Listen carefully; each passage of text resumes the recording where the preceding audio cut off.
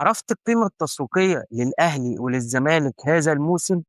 ما عرفتش؟ تعال أقول لك. 2025 2026 2 مليار و200 مليون جنيه. والقيمة التسويقية للزمالك 2025 2026 825 مليون جنيه. خالد طلعت في برنامج اللعيب على MBC مصر. ما تيجي نشوف قال ايه. طبعا بتقول كده. عندنا نروح بعد كده احصائيات، يمكن عامل احصائيات اجمالا ما بين الاهلي والزمالك على مدار الموسم ده يا كباتن. يعني بتشوف فرق شاسع كبير جدا بين الاهلي والزمالك من بدايه الموسم. الاهلي جاب 15 صفقه، الزمالك جاب 12 صفقه. القيمه التسويقيه للصفقات اللي النادي الاهلي جابها مليار و265 مليون جنيه. اللعيبه الاهلي اشتراها قيمتها التسويقيه مليار و265 مليون جنيه، مليار وربع تقريبا. قيمه التسويقيه لعيبه الزمالك الجديده 440 مليون جنيه، يعني تقريبا ثلث قيمه صفقات النادي الاهلي. طيب القيمه التسويقيه للفريق بالكامل بقى، سواء صفقات جديده او صفقات قديمه، القيمه التسويقيه للنادي الاهلي 2 مليار و200 مليون جنيه. يعني في ناس بتقول لك النادي الاهلي فريق المليار، لا هو فريق ال 2 مليار، يعني هو 2 مليار وربع دي قيمه لعيبه النادي الاهلي. الناحيه الثانيه قيمه لعيبه الزمالك 825 مليون جنيه فقط، يعني تقريبا برضه ثلث قيمه لعيبه النادي الاهلي.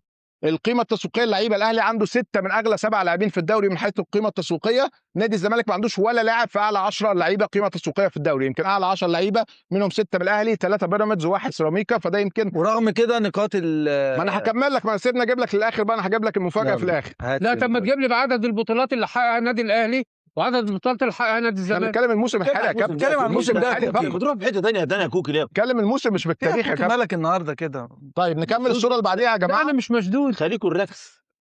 كوركس ايه كوركس دي؟ ريلاكس. دي قيمه شراء الصفقات. النادي الاهلي اشترى صفقات السنه دي ب 440 مليون جنيه، نادي الزمالك اشترى صفقات ب 396 مليون جنيه.